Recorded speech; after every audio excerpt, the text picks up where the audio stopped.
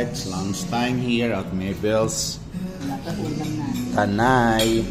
Let's go for the soup. You'll see this molo soup here. And then I'll go for the salad first. The salad, syempre.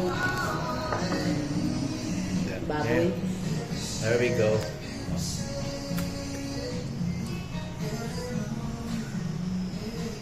They're tight. One eye too tight.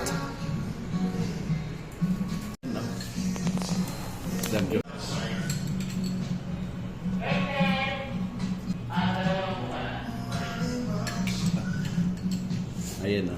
Kung gusto niyo humaba ang buhay, eat this. Tight. Yeah. Glenn Ab, support niyo po siya. Shout po na.